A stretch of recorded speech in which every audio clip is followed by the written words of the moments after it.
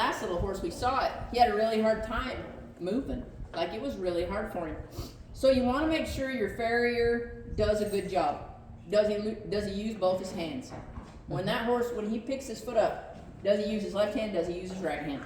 One sling one way. Same thing with your dentist. Is he good with his left hand? Is he good with his right hand? Because if he's not, the horse is going to pay for it somewhere. So make sure you understand what the foot needs to look like. Understand your farrier. He's the farrier. Don't ever be mean to him, right? Ask him questions. If you have questions he can't answer, and he's honest with you, he's like, man, I don't know about that. Let me do a little research. And he comes back to fix it, pat him on the back. If he's like, well, this is the way I've always done it. You don't like it, get a new horse shoer. See ya. I pay you for your services. Same thing with a horse trainer, right? If you go there and he can't explain it, and he's just like, well, that's the way I've always done it. See ya, brother.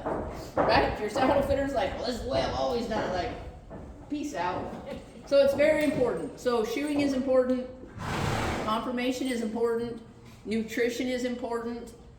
Dentistry is important. And tack is important. And how you ride the tack is important.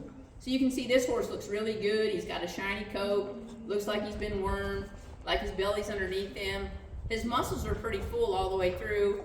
Eyes pretty soft. Ears are up. Those are all like little things that say, hey, he's pretty happy little horse, right?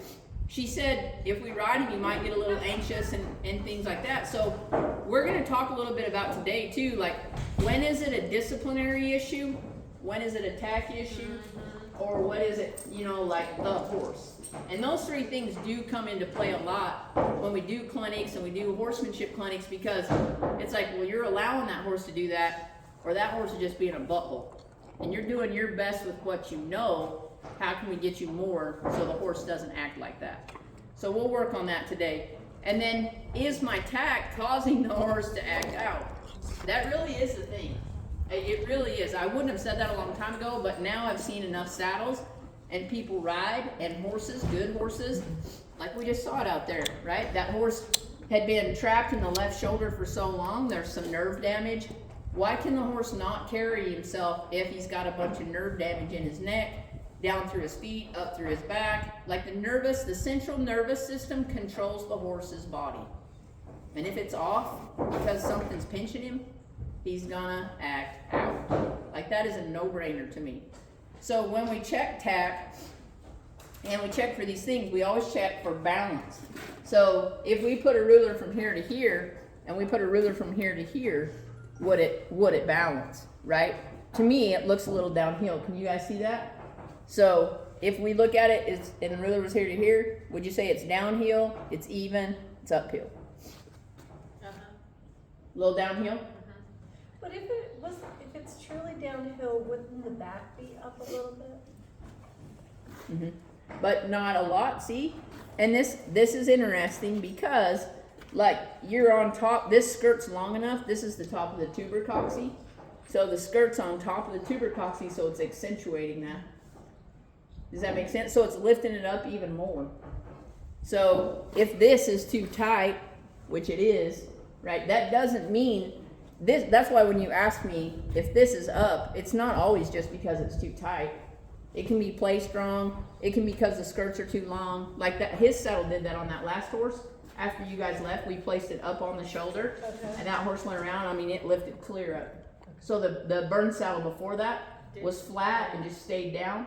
That one did that, and then it moved because it was trying to find its natural place, and then it still wanted to lift in the back. And then that horse could keep his cadence around that pin. Like he made it one circle and he broke out, and he's like, I can't do it. So they'll tell you pretty fast. So to me, it looks a little downhill. And then if we say, we always check for pressure, you should always check here where your strainer is, right over the inside of that. And then the second thing you're going to check, can I get my hand behind the scapula? Right? I can on this saddle, but it's pretty darn snug. So if this is snug, it moves, our shoulder moves like this, okay? So pretty easy, right? If someone puts pressure on it, see, I had to change. Now if I pick this up, right, and I do the same thing, right, I'm pretty strong this way, but now when I get on, what happens? I had to change my form. Right. So when I change my form, what happens to my neck? You guys see that? Gets tight. Yep. The inside of my shoulder, my trap gets all tight in the back. What do you think happens to the horse? So this, if the scapula can't move, it's gonna tighten up. When it tightens up, then the nervous system says, hey, muscles, pull back, get out of the way, do your job. Well, they're trying to do their job, and then we got someone here, maybe they ride good, maybe they don't, and he's unsure about his seat, and he's really doing his best, and the horse is just like, oh, I can't take it anymore. And the guy's like, come on, go forward, go forward. He's like, no, don't make me, don't make me. Why? Because his autosensory nerves are saying, pinpoint, pain point, fix it, get off, do something. Does that make sense? So our bodies are just like horses' bodies. So in order for me to stay strong, right, my whole body, and I haven't done this for a while, but this is what I should do. I'll straight up, and then I'll go straight down, and then I walk out, right? Now, being 6 foot, you gotta be able to stay strong, because if I let my back go, right, what happens to my abs? So I go down, then I can come up, I can stretch, I can come back here. Now, if I was in really good shape and my autosensory nerve said, hey, you're in pretty good shape, I could get right here and my heels would touch the ground. But I'm pretty tight today, especially because I drove 18 hours. But if I get here, I can bend my knees and I can go straight up. So it's the same thing with a horse. If I could have touched my heels to the ground, I would have been like, hey, you're pretty good. But my hamstrings were singing.